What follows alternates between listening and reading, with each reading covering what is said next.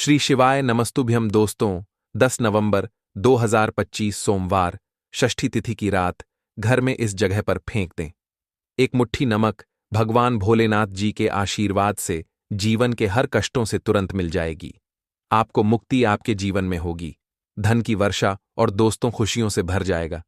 आपका घर बन जाओगे, आप करोड़पति। क्योंकि दोस्तों, इस बार सोमवार षष्ठी तिथि के दिन बहुत सारे शुभ योगों का निर्माण हो रहा है, जो कि कई दिनों बाद आया है। इसीलिए दोस्तों, इस दिन का महत्व बहुत ही ज्यादा बड़ा होता है और इस दिन आप लोगों को यह एक मुट्ठी नमक वाला उपाय जरूर करना चाहिए, जो कि पंडित जी ने अपनी अभी की ही कथा में यहां पर बताया हुआ है। तो दोस्तों, इस उपाय को आपको कैसे करना है, कब करना है, कहां पर करना है और उपाय को करते समय आपको किन किन बातों का ध्यान रखना है, यह सारी जानकारी हम आपको इस वीडियो में देंगे। तो चलिए दोस्तों, वीडियो में आगे बढ़ते हैं। देखिए, यह दिन खास होता है, इतना महत्वपूर्ण होता है। देखा गया है कभी कभी बड़े बड़े पूजा पाठ अनुष्ठान से जो मनोकामना पूर्ण नहीं होती है, वह आज 10 नवंबर 2025 सोमवार षष्ठी तिथि के दिन एक छोटे से उपाय करने से ही आपकी सभी मनोकामना पूर्ण हो जाती है। और बहुत सारे लोगों ने इस उपाय को किया भी है और उनको इस उपाय को करने का फल भी जरूर मिला है। अगर आप लोग भी इस उपाय को 10 नवंबर 2025 सोमवार के दिन करना चाहते हैं, तो आप इस उपाय अच्छे से समझ लेना, सुन लेना, उसके बाद करना। आपको इस उपाय का फल जरूर मिलेगा और इस उपाय को करने से आपके घर में चाहे किसी भी तरह की दुख और समस्या क्यों ना चल रही हो, आपको उसका कारण भी नहीं पता है कि दोस्तों, यह समस्या किस कारण से चल रही है। उसका कुछ भी कारण हो सकता है, जैसे पितृदोष हो सकता है या किसी भी तरह का मंगल दोष भी हो सकता है, और भी बहुत तरह के दोष होते हैं, कुछ भी हो सकता है। पर आपको इस उपाय को करने के लिए अपने दोष को पता लगाने की भी जरूरत नहीं है। 10 नवंबर 2025 सोमवार के दिन इस एक मुट्ठी नमक वाला उपाय को आप लोगों को कर लेना है। दोस्तों, अब हम समझते हैं इस वाले उपाय को हमें करना किस समय है। तो सबसे पहली बात दोस्तों, हम समझते हैं कि यह एक मुट्ठी नमक वाला उपाय करना किसको है। तो देखिए, यहां पर सीधी सी बात है कि यह एक मुट्ठी नमक वाला उपाय जो उपाय है, यह किस लिए किया जा रहा है। यह मनोकामना को पूर्ण करने के लिए किया जा रहा है, या आपके जीवन में जो दुख और परेशानियां हैं उनको दूर करने के लिए किया जा रहा है, या आपका कोई बड़ा काम है जो कि नहीं हो पा रहा है, आप उसके लिए इस उपाय को कर सकते हो। तो सीधी सी बात यह है कि आप अपनी किसी भी तरह की मनोकामना के लिए इस वाले उपाय को कर सकते हो। तो यह उपाय वह व्यक्ति कर सकता है जिस व्यक्ति को अपनी किसी भी तरह की मनोकामना भगवान शनिदेव जी से पूर्ण करवानी हो। और अगर कोई भी माताएं बहन जो है अपने की सुख और शांति के लिए, घर में धन समृद्धि को बढ़ाने के लिए यह वाला उपाय करना चाहती है, तो घर की जो बड़ी माताएं बहनें होंगी वह इस एक चुटकी नमक वाला उपाय को विशेष रूप से करें, क्योंकि माताएं बहनें घर की लक्ष्मी होती है। और जब घर की लक्ष्मी कोई विशेष उपाय करती है तो उसका फल ही बहुत जल्दी मिल जाता है और बहुत बड़ा होकर मिलता। अन्यथा इस उपाय को कोई भी व्यक्ति कर सकता है, चाहे वह बड़ा हो, चाहे वह छोटा हो, चाहे वह बच्चा हो।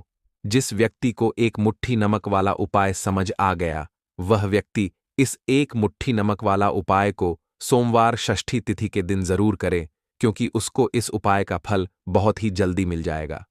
क्योंकि 10 नवंबर 2025 सोमवार षष्ठी तिथि के दिन भगवान शनिदेव जी बहुत आसानी से प्रसन्न हो जाते हैं। तो आइए अब हम समझते हैं कि इस एक मुट्ठी नमक वाला उपाय को आपको करना कैसे है और इस उपाय को करने का जो समय है वह क्या है। तो देखिए, 10 नवंबर 2025 सोमवार षष्ठी तिथि के दिन किए जाने वाले यह एक चुटकी नमक वाला जो उपाय है, यह मुख्य रूप से शाम के समय का रहेगा, प्रदोष काल का रहेगा। अब दोस्तों, प्रदोष काल का समय भी एक बहुत ही लोगों के मन में प्रश्न बन जाता है कि दोस्तों, यह समय होता कब है, कितने बजे से लेकर कितने बजे यह समय होता है, ताकि हमें उपाय के लिए जो है करने का समय पता लग जाए। तो प्रदोष काल का जो एक समय होता है, शाम का समय, वह होता है शाम के 6 बजे से लेकर शाम के 7 बजे के बीच का। इस समय के बीच में आप उपाय को करेंगे तो आपको उस उपाय का जरूर फल मिलेगा। तो शाम के 6 बजे से लेकर शाम के 7 बजे के बीच में आप लोग इस एक मुट्ठी नमक वाला जो उपाय को कर सकते हो। तो भैया बहुत सारे लोग यहां पर यह प्रश्न भी जरूर करेंगे कि हम तो नौकरी पर जाते हैं, हम अपनी ड्यूटी पर और आने में हमें देर हो जाती है, तो उस जगह पर हमें क्या करना चाहिए। तो देखिए, उन लोगों को भी टेंशन लेने की जरूरत नहीं है। अगर आप लोग इस उपाय को शाम के समय प्रदोष काल में कर रहे हैं और अगर आपको आने में देरी भी हो जाती है, आपको आने में 7 बजे तक आप नहीं पहुंच पाते हो, तो दोस्तों, आप 7 बजे तक आप नहीं पहुंच पाते हो तो रात 8 बजे तक भी अगर उपाय को करोगे तो भी चल जाएगा। और अगर इससे भी थोड़ा देर हो जाती तो भी उपाय को कर सकते हो, क्योंकि 10 नवंबर 2025 सोमवार षष्ठी तिथि का दिन है। ये दिन बहुत ही कम आता है, पूरे साल भर में एक बार, इसीलिए जब आपको मौका मिल जाए, जब आप इस उपाय को जरूर कर लेना। कोई भी उपाय हो, आप कभी भी कर सकते हो। सोमवार षष्ठी तिथि के दिन बस कोशिश करना कि समय के थोड़ा मतलब अंतर्गत ही कर लो। पर किसी कारणवश अगर ना कर पाओ तो फिर आप थोड़ा देरी से भी कर सकते हो, आपको उसका फल जरूर मिलेगा। पूज्य गुरुजी ने कहा कि जब भी सोमवार षष्ठी तिथि का दिन पड़ेगा तो आपको सिर्फ और सिर्फ यह एक मुट्ठी नमक वाला उपाय करना है। इससे आपके जीवन में अगर धन वैभव की समस्या चल रही है, अगर आप रुपए पैसों के लिए बहुत ज्यादा परेशान रहते हैं, आर्थिक तंगी चल रही है, कई कई बार आप प्रयास बहुत करते हैं, मेहनत बहुत करते हैं, परंतु आपको धन हासिल नहीं हो पाता है, आप मेहनत करके बावजूद भी सफल नहीं हो पाते हैं, आप अपने व्यापार में असफल हो जाते हैं, नौकरी करने के प्रयास में असफल हो जाते हैं, किसी भी कार्य में अगर आप असफल हो रहे हो या फिर आपको धन की हानि हो रही हो, तो गुरुजी ने कहा कि आपको यह छोटा सा उपाय इस सोमवार षष्ठी तिथि की तिथि में जरूर करना चाहिए। तो चलिए जानते हैं इस विशेष उपाय के बारे में। परंतु उससे पहले एक प्रार्थना, अगर आप चैनल पर नए हैं तो कृपया वास्तुशास्त्र ज्ञान को सब्सक्राइब अवश्य कर लें। आज का यह वीडियो बहुत ही खास होने वाला है, क्योंकि सोमवार षष्ठी तिथि में किए जाने वाले 3 विशेष उपाय आज आपको इस वीडियो में बताए जाएंगे। यह उपाय आप अपनी समस्या के अनुसार कर सकते हैं। इन उपायों में आपको धन प्राप्ति के उपाय बताए जाएंगे, आपकी मनोकामना पूर्ति के उपाय बताए जाएंगे। जीवन में किसी भी तरह के संकट चल रहे हैं, समस्याएं चल रही हैं, तो उनको दूर करने के उपाय बताए जाएंगे। चलिए जानते हैं पूज्य गुरुजी द्वारा बताए गए सबसे पहले उपाय के बारे में। इस उपाय के लिए आपको सबसे पहले जरूरत पड़ेगी एक मुट्ठी नमक। अब यह एक मुट्ठी नमक आज सोमवार की रात सोने से पहले चुपचाप घर में इस जगह पर फेंक देना। बड़े से बड़ा शत्रु भी हाथ जोड़कर माफी मांगेगा और आपके दुश्मनों से आपको हमेशा के लिए छुटकारा मिल जाएगा। और दोस्तों, आज हम आपको यह भी कि कैसे आप नमक के कुछ उपाय से अपने जीवन से निर्धनता और गरीबी को हमेशा के लिए दूर कर सकते हैं। तो सोमवार के दिन एक कटोरी नमक आपको अपने घर में इस जगह पर रखना है, और इस उपाय को अगर आप सोमवार के दिन कर लेते हैं तो ऐसा समझ लीजिए कि भगवान शनिदेव जी से ऐसा वरदान आप पा लेते हैं कि कभी भी आपके घर में निर्धनता और गरीबी का वास नहीं रहता है। गरीबी और निर्धनता हमेशा के लिए आप अपने जीवन से दूर कर सकते। अगर आपने किसी भी सोमवार के दिन यह एक कटोरी नमक वाला उपाय कर लिया, तो आपको बता दें, नमक जो है यह वास्तुशास्त्र में बहुत ही ज्यादा कारगर है। ऐसा समझ लीजिए कि इससे किए गए जो उपाय होते हैं, यह रातों रात व्यक्ति के जीवन से निर्धनता और गरीबी को भी दूर कर देते हैं, और भगवान शनिदेव जी की कृपा ऐसी बरसती है कि उस घर में कभी लौटकर निर्धनता और गरीबी नहीं आती है। और साथ ही साथ आपको बता दें कि बिल्कुल आपके जीवन से नकारात्मकता को मिटाता है। नमक तो देखिए, हर व्यक्ति चाहता है कि उसके जीवन में अधिक से अधिक धन उसे मिले, कभी भी उसके पास निर्धनता ना आए, कभी भी उसके जीवन में, उसके घर में, उसके घर के जितने भी सदस्य हैं उनके जीवन में भी निर्धनता और गरीबी का वास ना हो, और हर व्यक्ति अपने जीवन में घर का जो है वह सफल होता चला जाए। तो आज की वीडियो में बताएंगे कि कैसे आप नमक से अपने जीवन में सफलता को भी हासिल कर लेंगे, धन को भी हासिल कर लेंगे, और अपने घर से हमेशा के लिए आप नकारात्मक ऊर्जा को दूर कर सकते हैं। साथ ही साथ आपके घर में पॉजिटिव एनर्जी जो है यह बहुत बढ़ जाती है। बात करेंगे सबसे पहले उपाय की, जो कि आपको नमक से ही करना है।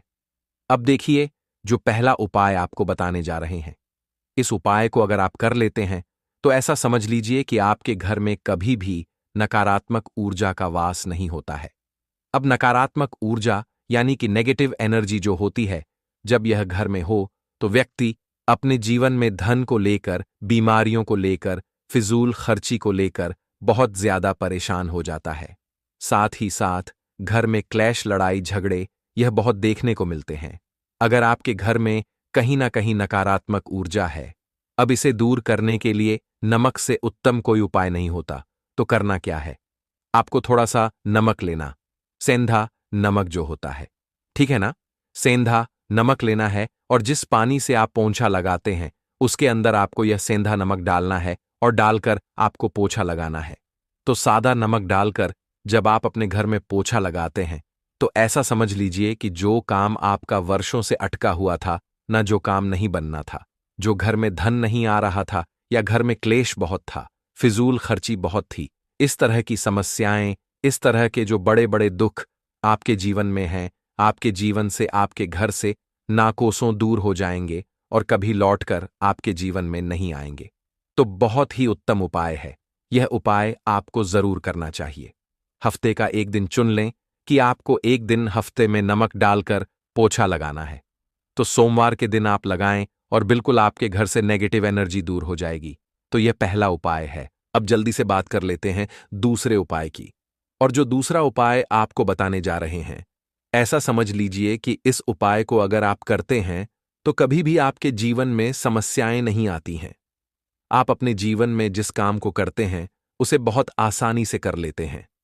कहते हैं ना बहुत सारे लोग कि हमारे काम में रुकावट बहुत आती है, अड़चन बहुत आती है, काम बनता नहीं है या बनता बनाया काम भी बिगड़ जाता है। तो जिन लोगों के काम में रुकावट आ रही है, कोई भी काम करना चाह रहे हैं, नहीं कर पा रहे हैं, या तो पैसा नहीं है या फिर कोई ना कोई ऐसा कारण होता है जिस वजह से आप अपना काम नहीं कर पा रहे हैं, बार बार उसमें अड़चन आ रही है, तो आपको क्या करना? सेंधा लेना है। थोड़ा सा सेंधा नमक लेंगे और थोड़ा सा एक कपड़ा लेना है। आपको सफेद रंग का कपड़ा, उस कपड़े के अंदर आपको थोड़ा सा सेंधा नमक रखना है। आप चाहे तो सेंधा नमक की डेली वाला नमक रख लें या फिर पिसा हुआ रख लें। रुमाल में रखकर अच्छे से उसे बांध देना है। अब यह जो नमक आपने रुमाल के अंदर रखा है, इसे आपको हमेशा अपने पास रखना है। जहां भी आप जाते हैं, जहां भी आप रहते हैं, वहां पर आपको हमेशा, जहां पर आप काम करते हैं, वहां अपने पास इस नमक को हमेशा आपको रखना है। इस उपाय को से आप देखेंगे कि आपके जीवन में जो बड़ी बड़ी समस्याएं थीं, जो आप काम को कर नहीं पा रहे थे, जो आपके काम में अड़चन आ रही थी, आप एक काम को बार बार कर रहे थे फिर भी नहीं हो रहा था, या कोई चीज लेना चाह रहे थे फिर भी नहीं ले पा रहे थे, तो इस उपाय को करके देखें और रातों रात इसका फिर चमत्कार अपने जीवन में आप खुद देख लेंगे। तो बहुत ही विशेष और उत्तम उपाय है। यह उपाय भी आप सोमवार के दिन करें। अब जल्दी से बात कर लेते हैं तीसरे उपाय की। और जो तीसरा उपाय आपको बताने जा रहे हैं, यह है एक कटोरी नमक। आपको अपने घर में किस जगह पर रखना है और कैसे? यह एक कटोरी नमक रातों रात आपके जीवन में चमत्कार का काम करेगा, धन को बढ़ाने का काम करेगा और साथ ही साथ आप अपने जीवन में बहुत ज्यादा सफलता को भी हासिल करेंगे, धन को भी हासिल करेंगे। और कभी भी आपके जीवन में ऐसा नहीं होगा कि आपको पैसे के लिए परेशान होना पड़ेगा। आपकी तिजोरी कभी खाली नहीं होगी। आपका भाग्य यह इतना मजबूत हो जाएगा कि आपका भाग्य जो वह हमेशा आपका साथ देगा। तो आपको करना क्या है? आपको यहां पर सेंधा नमक लेना है। कितना लेना है? एक कटोरी कांच की, उसके अंदर आपको सेंधा नमक लेना है। चाहे तो डेली वाला या पिसा हुआ, कोई सा भी सेंधा नमक आप ले सकते हैं। सेंधा नमक बहुत ही आसानी से मिल जाता है। जहां पर भी पूजा पाठ का सामान मिलता, उस शॉप पर अब एक कांच की कटोरी में सेंधा नमक को आपको रखना है और यह कटोरी आपको अपने बाथरूम में रख देना है। तो बाथरूम में अगर जगह है आपके कि आप उसे रख सकते हैं तो बाथरूम में रख दें, वरना घर में किसी ऐसी जगह पर आपको इस नमक को रखना है जहां पर आप आसानी से इसे देख पाए, आपको यह नमक आसानी से दिखे। ऐसी जगह पर बस आपको रखना है। तो इस उपाय को करने से सबसे पहले तो आपके घर से नेगेटिव एनर्जी जो आपके काम को नहीं बनने दे रही थी, ऐसा समझ लीजिए, जो धन आपके पास नहीं आ रहा था, जो फिजूल खर्ची आपके पास हो रही थी, जो पैसे के लिए आप परेशान थे ना, इस तरह के आपके जीवन से दूर हो जाते हैं। पैसे की सारी दरिद्रता और गरीबी दूर हो जाती है। मां लक्ष्मी का वास आपके घर में होता है जब एक कटोरी सेंधा नमक आप अपने घर में सोमवार के दिन रख देते हैं। दूसरी चीज कि जो सेंधा नमक होता है यह आपके जीवन में करता है चमत्कार का काम। जहां से आपको बिल्कुल उम्मीद भी नहीं थी ना कि पैसा आएगा, वहां से भी आपको पैसा मिलता है। अटका हुआ धन जिनका होता है उनका पैसा भी वापस आता है। और जो लोग कर्ज ले चुके हैं, कर्जा दे नहीं पा रहे हैं, उनके लिए भी यह उपाय बहुत उत्तम है।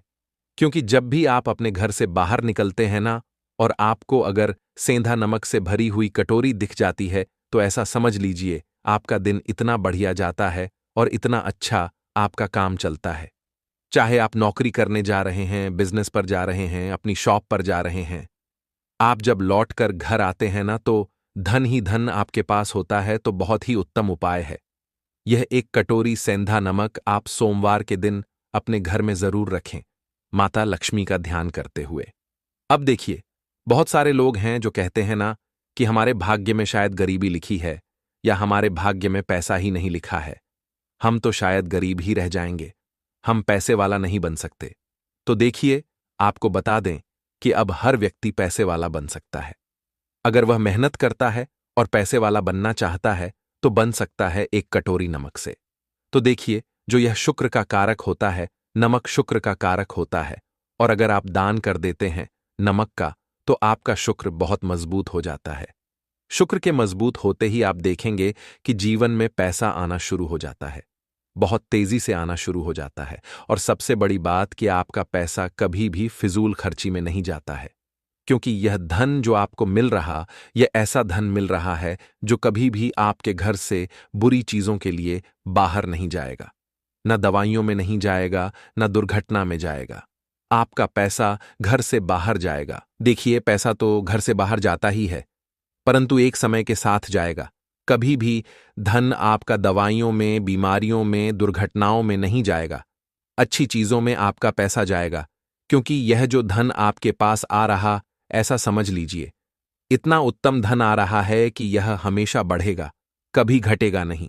क्योंकि दो तरह का धन हमारे घर में आता है। एक वह जो बहुत जल्दी घर से चला जाता है, दवाइयों में चला जाता है, दुर्घटनाओं में चला जाता है, परंतु वह पैसा अच्छा नहीं होता है। पैसा कौन सा अच्छा होता है? जो अच्छी अच्छी चीजों में जाता है। जब हम बहुत अच्छी अच्छी चीजें खरीद कर लाते हैं, किसी को उपहार देते हैं, अपने घर वालों के लिए कुछ खरीदते हैं और हमारा पैसा बढ़ता है, तो वह पैसा हमेशा उत्तम होता है। और इस उपाय को करने से ऐसा ही पैसा आपके पास आता है। तो नमक का दान बहुत जरूरी है। तो नमक जो है यह शुक्र का कारक है, और साथ ही साथ अगर सोमवार के ही दिन आपने नमक का दान कर दिया तो इससे उत्तम कोई उपाय होता नहीं है। चाहे एक थैली आप नमक की दान करें, परंतु सोमवार के दिन आपको नमक का दान जरूर करना चाहिए। सिर्फ एक बार दान करके देखें, एक को अगले सोमवार से आप खुद दान करेंगे। भक्तों, चाहे मर जाना, लेकिन पूजा मंदिर में रखी घंटी मूर्ति और जलने वाले दीपक के साथ यह गलती भूल कर मत करना, वरना हो जाओगे बर्बाद। घर में आएगी कंगाली और गरीबी। जी हां भक्तों, क्या पता आप लोग भी जाने अनजाने में इन गलतियों को करते आ रहे हो, जिस वजह से आपके घर में तरक्की नहीं हो रही है, रुपया पैसा नहीं आ रहा है, घर में कंगाली जैसा माहौल हो गया हो, बार बार प्रयास करने के बाद सफलता हासिल नहीं हो रही है। तो इन सब के पीछे का कारण आपके द्वारा की गई गलतियां हैं, जो बिना जानकारी के हम लोग कर बैठते हैं, फिर बाद में हमको रोना और पछताना पड़ता है। इसलिए भक्तों, आज के इस वीडियो में हम आपको पूजा मंदिर में रखी चीजों और पूजा मंदिर से संबंधित कुछ ऐसी बातें बताएंगे जिन्हें देखने के बाद आप ही कहोगे, वाह गुरुजी, आपने तो मेरी किस्मत ही खोल दी। जी हां भक्तों, पूज्य गुरुजी ने कहा है कि कुछ लोग ऐसे होते हैं जो पवित्र चीजों को धार्मिक मानकर अपने पूजा मंदिर में रख लेते हैं और वहीं पर सबसे बड़ी गलती कर बैठते हैं। तो प्रिय भक्तों, आज की इस वीडियो में हम आपको बताएंगे कि पूजा मंदिर में कौन सी चीजों को रखना शुभ होता है और कौन सी चीजों को रखना अशुभ होता है। और साथ में हम आपको बताएंगे कि मंदिर में दीपक कितने बजे जलाना चाहिए और दीपक जलाते समय कौन सा मंत्र बोलना चाहिए, और घंटी सुबह के पूजा के समय बजाना चाहिए या शाम के पूजा के समय बजाना चाहिए, और जो शंख होता है उसे कब बजाना चाहिए, कितनी बार बजाना चाहिए, और शंख बजाते समय किस मंत्र का जाप करना चाहिए। इन सभी बातों को हम एक एक करके आपको बताएंगे, और साथ ही प्रिय भक्तों, हम आपको इस वीडियो में बताएंगे कि पूजा मंदिर में जलने वाले दीपक को और घंटी को रोज धोना चाहिए या नहीं धोना चाहिए, और पूजा मंदिर में कितनी मूर्तियां रखनी चाहिए, और उन मूर्तियों का साइज कितना होना चाहिए, और मूर्तियों को किस दिशा में रखना शुभ होता है। इन सभी 7 से 8 बातों को हम आपको विस्तार पूर्वक बताएंगे, तो आप लोग अपने फायदे के लिए इस वीडियो को अंत तक जरूर देख कर जाइएगा, क्योंकि भक्तों, ऐसी जानकारी आपको लाखों करोड़ों रुपए खर्च करने के बाद भी प्राप्त नहीं होगा, और ना ही यह जानकारी आपको कोई बताएगा। तो चलिए वीडियो को शुरू करते हैं, लेकिन उससे पहले आपके फायदे के लिए एक महत्वपूर्ण जानकारी। भक्तों, अगर आप भी चाहते हैं कि लक्ष्मी माता का आशीर्वाद आप पर बना रहे, तो इस वीडियो को एक लाइक करें और आपके अपने चैनल को सब्सक्राइब कर लें, और कमेंट बॉक्स में जय लक्ष्मी माता जरूर लिखें, और साथ ही आप अपनी राशि को कमेंट बॉक्स में जरूर लिख दें, क्योंकि हम राशि से जुड़ा भाग्य भी बताते हैं और भाग में चल रही परेशानियों को तत्काल दूर करने के लिए आसान से आसान उपाय भी बताते हैं। इसलिए आप अपनी राशि कमेंट बॉक्स में जरूर लिख दें। प्रिय भक्तों, आपको एक बात हम और बता दें कि एक भक्त ने मुझसे कमेंट करके पूछा था कि गुरुजी, हम पूजा पाठ तो बहुत करते हैं, लेकिन हमको पूजा पाठ का कोई फल प्राप्त नहीं होता है और हमें नुकसान होता है। तो मैं आपको इस वीडियो में इसके पीछे छुपे रहस्य के बारे में भी बताऊंगा, तो अंत तक वीडियो में बने रहिएगा। और साथ ही प्रिय भक्तों, वीडियो को एक प्यारा सा लाइक जरूर करें। दोस्तों देखिए, बात ऐसी है कि हमारा काम तो है सलाह देने का, हम तो केवल सलाह ही दे सकते हैं। अब आप इसको मानो या ना मानो, आपकी मर्जी। लेकिन भक्तों, एक बात जरूर कहे कि अगर मान लोगे तो आपका बेड़ा पार हो जाएगा। इस वीडियो को अंत तक देखने के बाद आपको किसी भी प्रकार की परेशानी का सामना नहीं करना पड़ेगा। आगे आपकी मर्जी, आप खुद ही इतने समझदार हो। तो चलिए भक्तों, इस वीडियो में हम ज्यादा बकवास ना करते हुए वीडियो को शुरू करते हैं।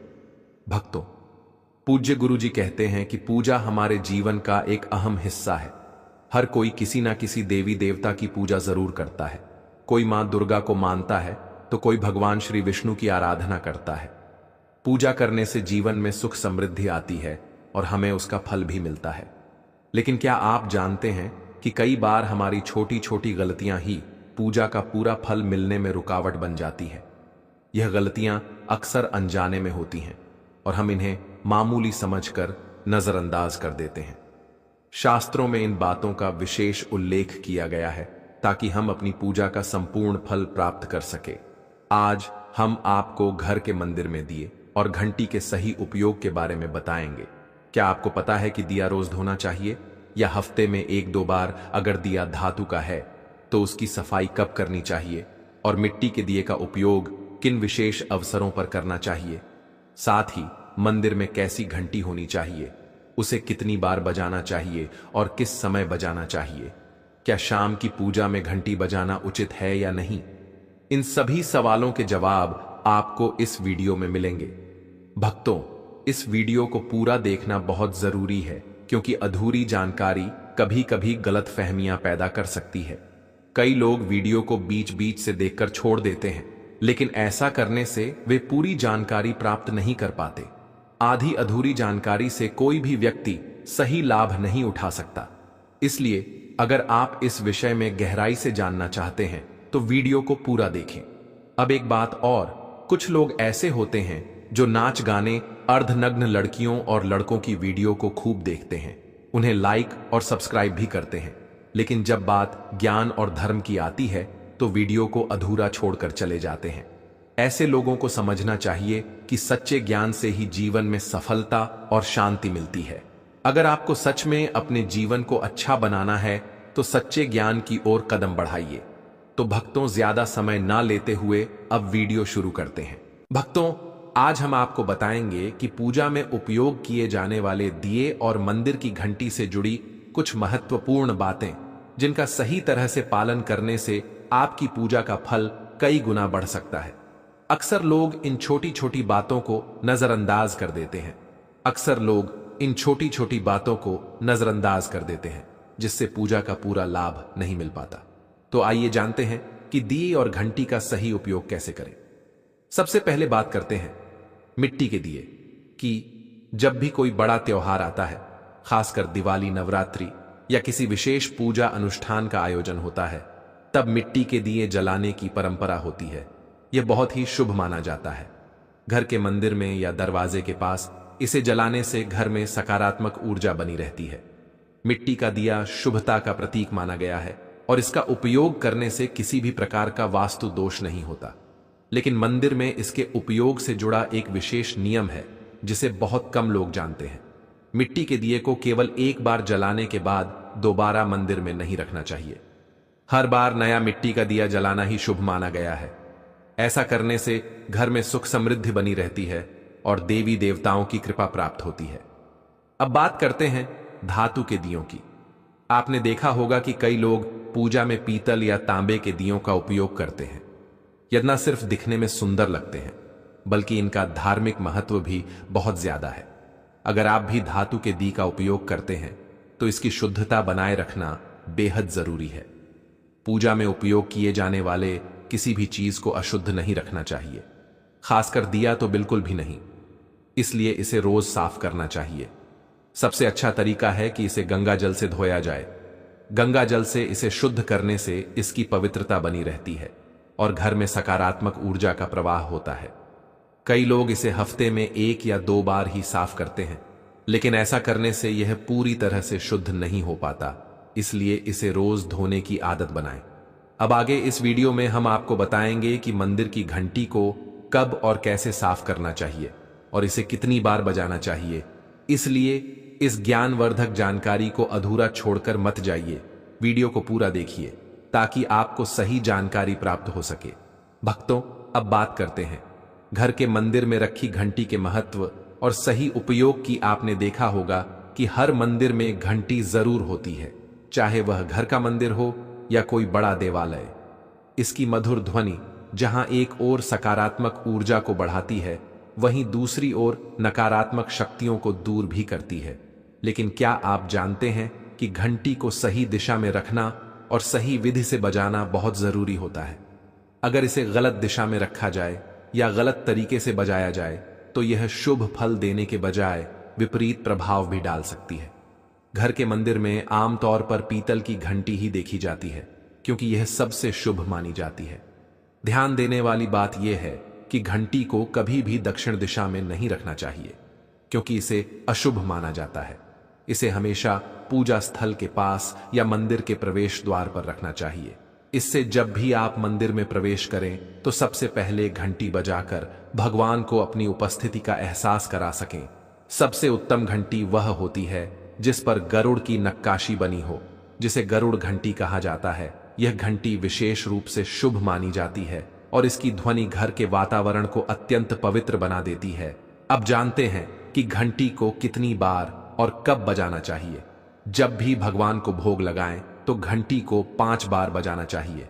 ऐसा करने से भगवान प्रसन्न होते हैं और भोग को शीघ्र स्वीकार करते हैं।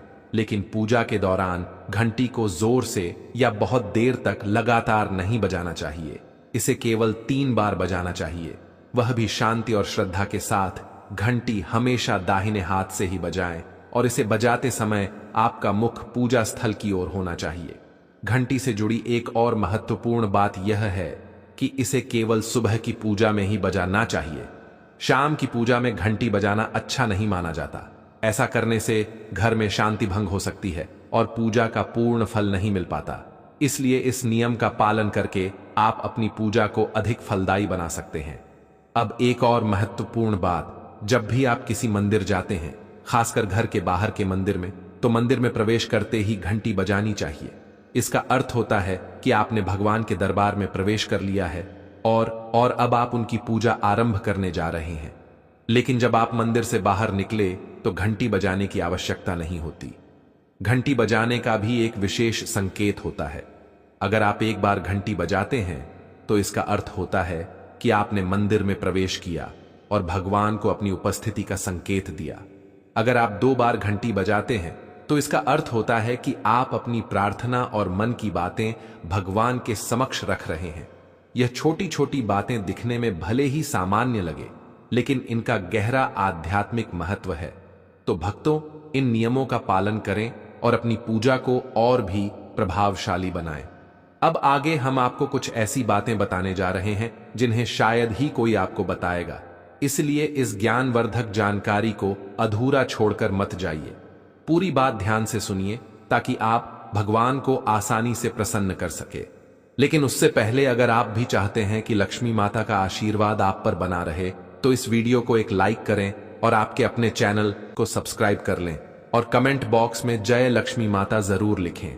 और साथ ही आप अपनी राशि को कमेंट बॉक्स में जरूर डाल दें, क्योंकि हम राशि से जुड़ा भाग्य भी बताते हैं और भाग में चल रही परेशानी यों को तत्काल दूर करने के लिए आसान से आसान उपाय भी बताते हैं। इसलिए आप अपनी राशि कमेंट बॉक्स में जरूर डाल दें। भक्तों, अब हम आपको बताने जा रहे हैं पूजा घर से जुड़े कुछ बेहद जरूरी नियम, जिनका सही तरीके से पालन करने से आपकी पूजा का प्रभाव कई गुना बढ़ सकता है। कई लोग अनजाने में ऐसी गलतियां कर बैठते हैं जो पूजा का पूरा फल मिलने में रुकावट बन जाती है। अगर आप चाहते हैं कि आपकी भक्ति भगवान तक पहुंचे और घर में सुख समृद्धि बनी रहे, तो इन बातों को जरूर ध्यान में रखें। सबसे पहली और महत्वपूर्ण बात यह है कि पूजा करते समय आपका मुख हमेशा पूर्व दिशा की ओर होना चाहिए। यह दिशा बहुत शुभ मानी जाती है, क्योंकि इससे सकारात्मक ऊर्जा का प्रवाह बढ़ता है और पूजा का प्रभाव तेज होता है। हालांकि अगर किसी कारणवश पूर्व दिशा में बैठकर पूजा करना संभव ना हो तो पश्चिम दिशा की ओर मुंह करके भी पूजा की जा सकती है, लेकिन सबसे उत्तम दिशा पूर्व ही मानी गई है। उत्तर दिशा में बैठकर भी पूजा की जा सकती है, लेकिन दक्षिण दिशा की ओर मुख करके पूजा करना वर्जित माना गया है। अब बात करते हैं पूजा घर की सही जगह की। घर की सीढ़ियों के पास या उनके नीचे पूजा स्थल बनाना अशुभ माना जाता है। इससे पूजा स्थल में नकारात्मक ऊर्जा का संचार हो सकता है, जिससे घर में शांति भंग हो सकती है। इसलिए पूजा घर को हमेशा ऐसी जगह बनाएं जहां शांति बनी रहे और वहां कोई अव्यवस्था ना हो। भगवान का आसन हमेशा ऊंचा होना चाहिए। इसका अर्थ यह है कि जहां आप बैठते हैं वहां से भगवान की मूर्ति कम से कम 10 इंच ऊंची होनी चाहिए। भगवान की प्रतिमा को सीधे जमीन पर रखना अशुभ माना जाता है। इससे न केवल पूजा का प्रभाव कम होता है, बल्कि घर की सकारात्मक ऊर्जा भी प्रभावित हो सकती है। ऊंचा आसन रखने से ऊर्जा का प्रवाह सही दिशा में होता है और पूजा स्थल में पवित्रता बनी रहती है। जब भी आप पूजा करें तो हमेशा किसी चटाई आसन या कालीन पर बैठकर ही करें। यह न केवल आरामदायक होता है, बल्कि इससे आपकी एकाग्रता और श्रद्धा भी बढ़ती है। छोटे आसन पर बैठकर पूजा करना भी शुभ होता है, लेकिन ध्यान रहे कि आपका आसन भगवान के आसन से ऊंचा ना हो। ऐसा करने से पूजा का महत्व बढ़ता है और भगवान के प्रति श्रद्धा व सम्मान का भाव प्रकट होता है। अब एक और बेहद महत्वपूर्ण बात जो बहुत से लोग भूल जाते हैं, पूजा घर में कभी भी मुरझाए हुए या सूखे फूल नहीं रखने चाहिए। अगर फूल काले पड़ जाएं या सूख जाएं तो उन्हें तुरंत हटा देना चाहिए। ऐसे फूल पूजा में उपयोग करना अशुभ माना जाता है और यह नकारात्मक ऊर्जा को बढ़ा सकता है। जब भी फूल मुरझा जाए तो उन्हें किसी पेड़ के नीचे डाल दें या मिट्टी में दबा दें। इससे घर की पवित्रता बनी रहती है और सकारात्मक ऊर्जा का प्रवाह बढ़ता है। अब आते हैं एक बेहद जरूरी सवाल पर, क्या सोने वाले कमरे में पूजा घर बनाया जा सकता है? अगर आपके पास अलग से पूजा घर बनाने की जगह नहीं है और आपको मजबूरी में अपने बेडरूम में ही मंदिर बनाना पड़ रहा है, तो एक विशेष नियम का पालन करना बहुत जरूरी है। रात के समय मंदिर को पर्दे या कपड़े से ढक देना चाहिए। ऐसा करने से वहां से निकलने वाली ऊर्जा आपकी नींद और मन को प्रभावित नहीं करती। भक्तों, ये छोटे छोटे नियम दिखने में साधारण लग सकते हैं, लेकिन इनका प्रभाव बहुत गहरा होता है। अगर आप इनका सही तरीके से पालन करते हैं तो न केवल आपकी पूजा सफल होगी, बल्कि आपके घर में सुख, शांति और समृद्धि भी बनी रहेगी। तो इन नियमों को अपनाएं और भगवान की कृपा हमेशा अपने जीवन में बनाए रखिए। भक्तों, सनातन परंपरा में पूजा का बहुत गहरा महत्व है और इसे सही विधि विधान से करने पर ही इसका संपूर्ण लाभ मिलता है। आज हम आपको कुछ खास बातें बताएंगे जिनका ध्यान रखना बहुत जरूरी है ताकि आपकी पूजा पूरी तरह फलदायी हो सके। सबसे पहली और महत्वपूर्ण बात यह है कि पूजा करते समय काले कपड़े पहनने से बचना चाहिए। ऐसा माना जाता है कि काला रंग नकारात्मक ऊर्जा को आकर्षित करता है, जिससे पूजा की शुद्धता प्रभावित हो सकती है। जब भी पूजा करें तो हल्के और शुभ रंग के वस्त्र पहने, जैसे सफेद, पीला, गुलाबी या लाल, ताकि मन शांत और सकारात्मक बना रहे। अब बात करते हैं घर के पूजा स्थल की। कई लोग घर में एक से ज्यादा देवी देवताओं की तस्वीरें या मूर्तियां रख लेते हैं, लेकिन यह सही नहीं है। पूजा स्थल में किसी भी देवी देवता की सिर्फ एक ही मूर्ति या तस्वीर होनी चाहिए। अगर एक से ज्यादा मूर्तियां या तस्वीरें होती हैं तो उनकी ऊर्जा आपस में टकरा सकती है, जिससे पूजा का प्रभाव कम हो सकता है। इसलिए भगवान की उपस्थिति को केंद्रित और प्रभावी बनाने के लिए केवल एक ही तस्वीर या मूर्ति रखें। शिवलिंग को घर में रखना बेहद शुभ माना जाता है, लेकिन इसे रखने के कुछ नियम भी हैं। शिवलिंग को हमेशा उत्तर या पूर्व दिशा में रखना चाहिए, ताकि इसकी ऊर्जा पूरे घर में सकारात्मक प्रभाव डाल सके। साथ ही इसे किसी भी गंदे या ज्यादा हलचल वाले स्थान पर ना रखें।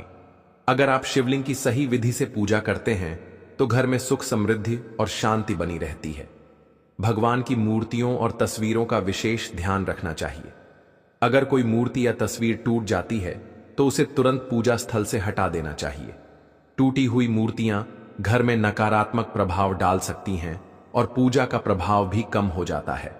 ऐसी मूर्तियों का विधि विधान से सही स्थान पर विसर्जन करना ही उचित होता है।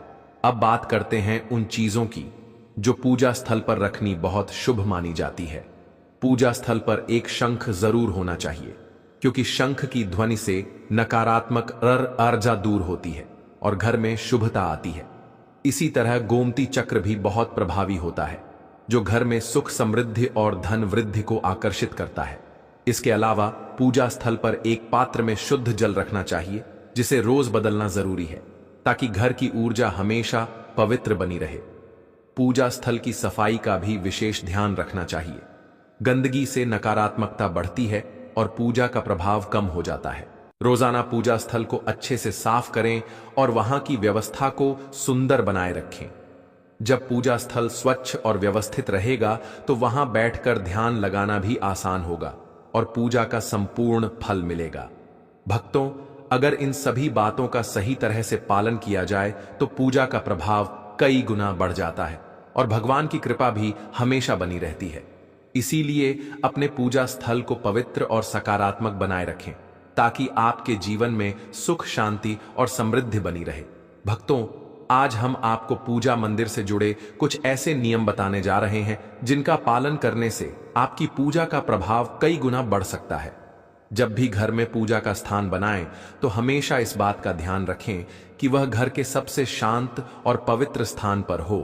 उत्तर पूर्व दिशा को पूजा के लिए सबसे शुभ माना गया है, क्योंकि यह दिशा सकारात्मक ऊर्जा को आकर्षित करती है और भगवान की कृपा प्राप्त करने में मदद करती है।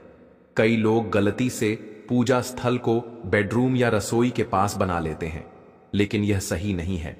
बेडरूम आराम और निजी जीवन से जुड़ा होता है, जबकि रसोई में भोजन पकाने से उठने वाली ऊर्जा पूजा स्थल की पवित्रता को प्रभावित कर सकती है। इसलिए हमेशा कोशिश करें कि पूजा का स्थान इन जगहों से दूर और शांत वातावरण में हो, ताकि ध्यान केंद्रित करने में कोई विघ्न न आए और आपकी भक्ति सही दिशा में आगे बढ़े। अब भक्तों, हम आपको एक ऐसी खास बात बताने जा रहे हैं जो शायद आपको लाखों करोड़ों रुपए खर्च करने के बाद भी कोई ना बताए। लेकिन उससे पहले आपसे एक छोटा सा निवेदन है। अगर आप चाहते हैं कि हम आपको और भी अद्भुत और सरल उपाय बताते रहे तो अपनी राशि हमें कमेंट में जरूर बताएं।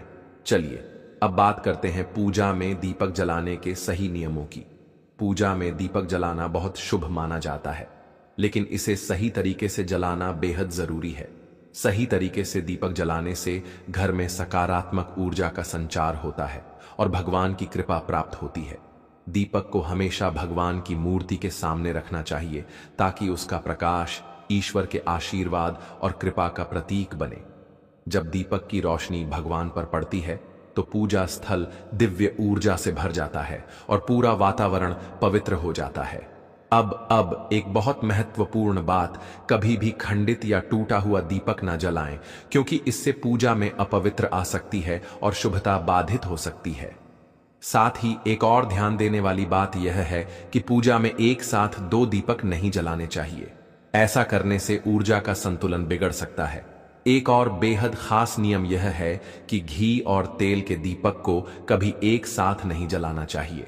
घी और तेल की ऊर्जा अलग अलग होती है और अगर दोनों को एक साथ जलाया जाए तो पूजा की शक्ति प्रभावित हो सकती है। वास्तुशास्त्र के अनुसार अगर आप घी और तेल दोनों दीपक जलाना चाहते हैं तो उनका सही स्थान निर्धारित करें।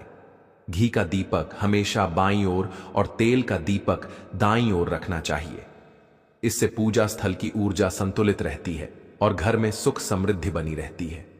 प्रिय भक्तों, दीपक जलाना सिर्फ एक परंपरा नहीं बल्कि यह हमारी पूजा का सबसे महत्वपूर्ण हिस्सा होता है। दीपक की रोशनी भगवान के आशीर्वाद का प्रतीक मानी जाती है और इसका सही तरीके से जलाया जाना बहुत जरूरी होता है।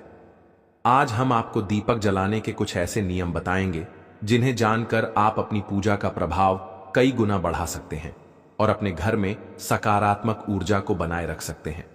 सबसे पहले यह जानना जरूरी है कि दीपक को कहां रखना चाहिए और कहां नहीं। ज्योतिष शास्त्र के अनुसार दीपक को कभी भी पश्चिम दिशा में नहीं रखना चाहिए, क्योंकि यह दिशा नकारात्मक ऊर्जा को आकर्षित करती है और इससे पूजा का प्रभाव कम हो सकता है। दीपक को हमेशा उत्तर या पूर्व दिशा में रखना चाहिए, क्योंकि यह दिशाएं सकारात्मक ऊर्जा को बढ़ाती हैं और पूजा को फलदायी बनाती है। जब भी दीपक जलाएं तो उसकी बत्ती का मुंह पूर्व या उत्तर दिशा की ओर ही रखें। यह दिशा ऊर्जा को संतुलित रखती है और आपकी पूजा में दिव्यता और शक्ति का संचार करती है। एक और बहुत जरूरी बात यह है कि घी के दीपक में हमेशा रुई की बत्ती का उपयोग करें, जबकि तेल के दीपक में लाल मौली से बनी बत्ती का प्रयोग करें। रुई की बत्ती से दीपक की ज्योति स्थिर और साफ रहती है, जबकि लाल मौली वाली बत्ती वातावरण में सकारात्मक ऊर्जा का संचार करती है। नवरात्रि और विशेष पर्वों के दौरान दीपक जलाने के नियम और भी खास हो जाते हैं। माता लक्ष्मी और माता दुर्गा की पूजा में गोल बत्ती वाला दीपक जलाने से बचना चाहिए, क्योंकि यह अनिष्ट फल देने वाला माना जाता है। इसलिए हमेशा यह ध्यान रखें कि विशेष अवसरों पर दीपक का आकार और उसकी बत्ती सही हो, ताकि देवी देवताओं की कृपा प्राप्त हो सके। इसके अलावा घी का दीपक जलाने के तुरंत बाद तेल का दीपक न जलाएं। दोनों दीपकों के बीच थोड़ा अंतर रखें ताकि ऊर्जा का संतुलन बना रहे और वातावरण शुद्ध बना रहे। दीपक जलाने का सही समय भी बहुत मायने रखता है। जब भी दीपक जलाएं तो यह ध्यान दें कि भगवान जागृत अवस्था में हो। सुबह और संध्या का समय पूजा और ध्यान के लिए सबसे उत्तम माना जाता है।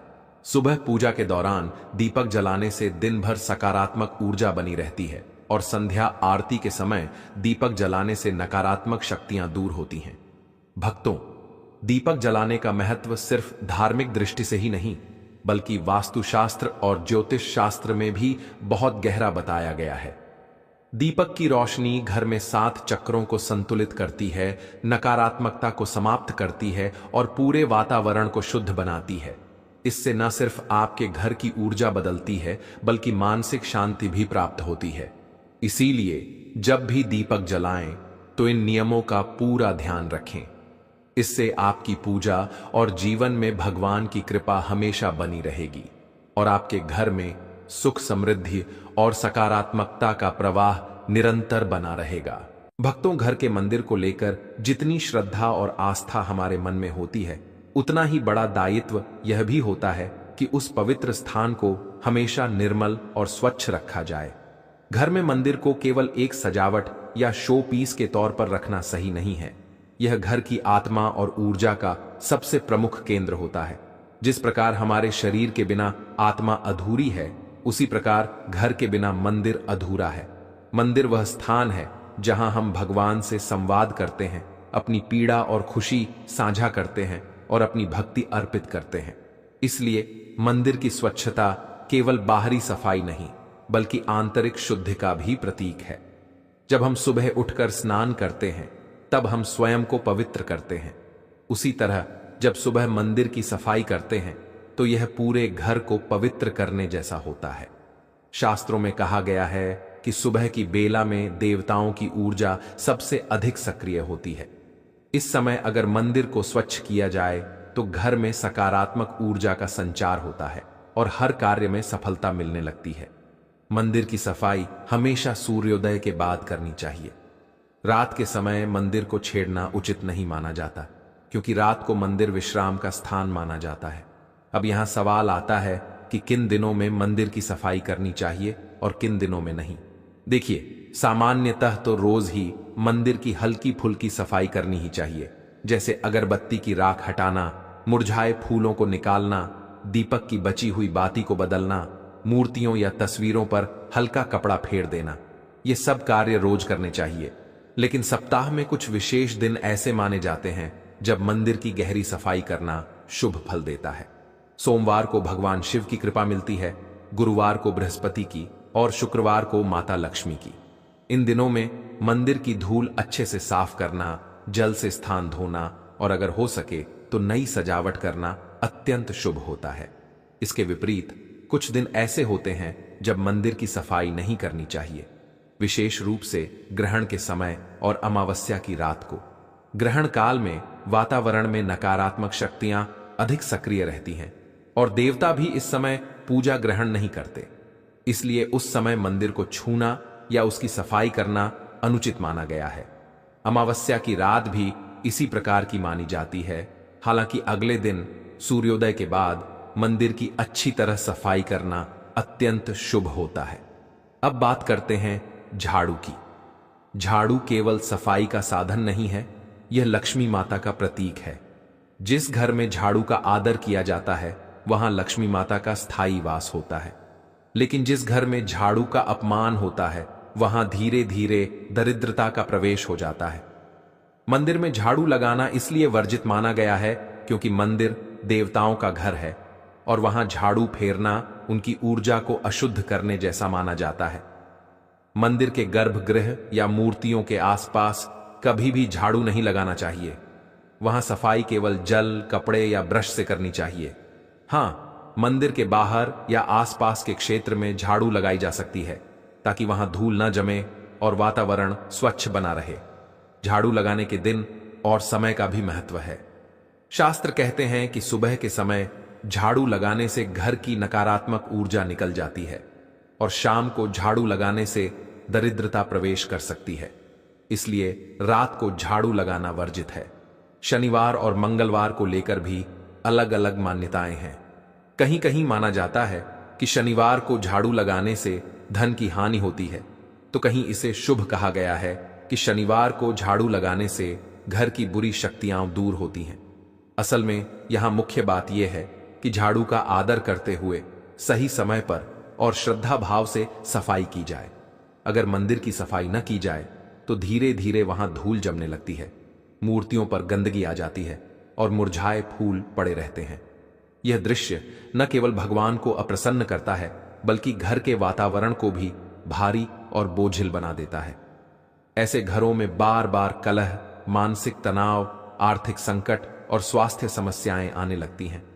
वहीं जो परिवार मंदिर को रोज साफ रखता है वहां सुख, समृद्धि और शांति स्थायी रूप से बनी रहती है। मंदिर की सफाई का एक बड़ा लाभ यह भी है कि जब हम मंदिर को स्वच्छ करते हैं तो हमारे भीतर भी शुद्धि और भक्ति का भाव बढ़ता है। यह सफाई केवल बाहर की नहीं होती बल्कि भीतर की गंदगी को भी धो देती है।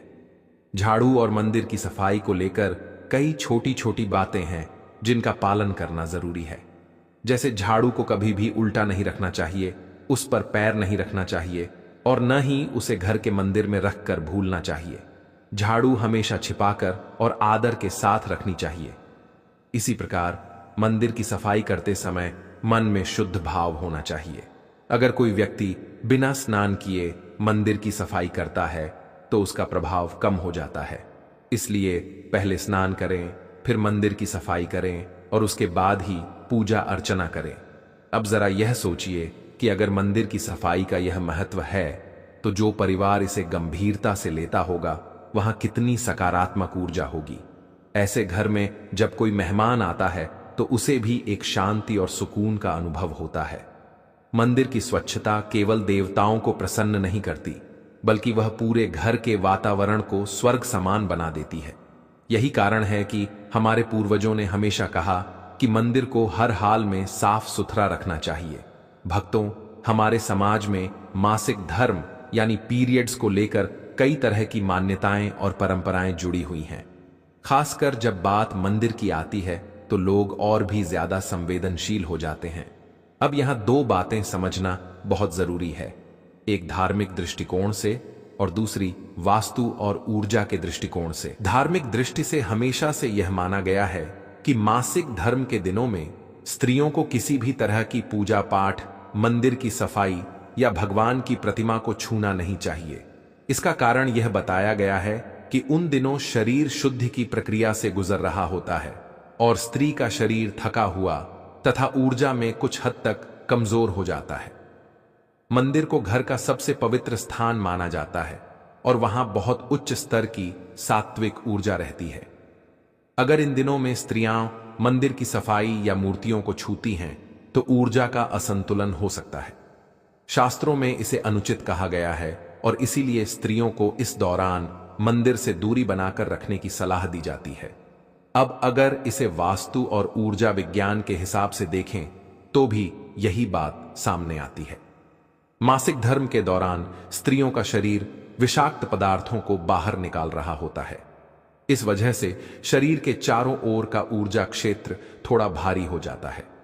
मंदिर का स्थान बहुत हल्की, शुद्ध और दिव्य ऊर्जा का केंद्र होता है।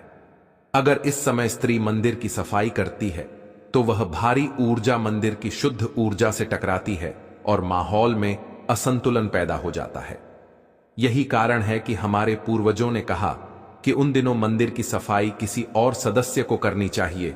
इसका मतलब यह बिल्कुल नहीं है कि स्त्रियां अशुद्ध होती हैं या उनका सम्मान कम हो जाता है, बल्कि यह तो प्रकृति का नियम है और प्रकृति ने ही यह प्रक्रिया स्त्रियों को दी है। यह तो एक तरह से शरीर की सफाई की प्रक्रिया है। इसलिए शास्त्र यह नहीं कहते कि स्त्रियां नीच हो जाती हैं, बल्कि यह कहते हैं कि उन दिनों आराम करो, शरीर को थकाने वाले और ऊर्जात्मक असंतुलन पैदा करने वाले काम मत करो। मंदिर की सफाई भी एक ऊर्जात्मक काम है, इसलिए वह वर्जित मानी गई है। अगर कोई स्त्री मासिक धर्म में मंदिर साफ करती है तो कई मान्यताओं के अनुसार इससे घर में लक्ष्मी का वास कम हो सकता है, कलह क्लेश बढ़ सकते हैं और पूजा का असर भी कम हो जाता है। कई बार यह भी माना गया है कि इससे अनजाने में किए गए अपराध का दोष पूरे परिवार को झेलना पड़ता है। यही वजह है कि घर घर में यह परंपरा रही है कि उन दिनों स्त्रियां पूजा पाठ और मंदिर की सफाई से दूर रहती हैं। आजकल के आधुनिक समय में बहुत लोग इसे अंधविश्वास मानते हैं, लेकिन अगर गहराई से देखा जाए तो इसमें बहुत बड़ा वैज्ञानिक और ऊर्जा संबंधी रहस्य छिपा हुआ है। स्त्रियों को आराम देना, उन्हें भारी भरकम कामों से बचाना और उनकी ऊर्जा को संतुलित रखना, यही इसके पीछे का असली उद्देश्य है। मंदिर की सफाई पुरुष कर सकते हैं या घर की कोई दूसरी महिला जो मासिक धर्म में न हो। इसलिए वास्तुशास्त्र और धार्मिक परंपरा दोनों यही कहते हैं कि मासिक धर्म के समय महिलाओं को मंदिर की सफाई नहीं करनी चाहिए।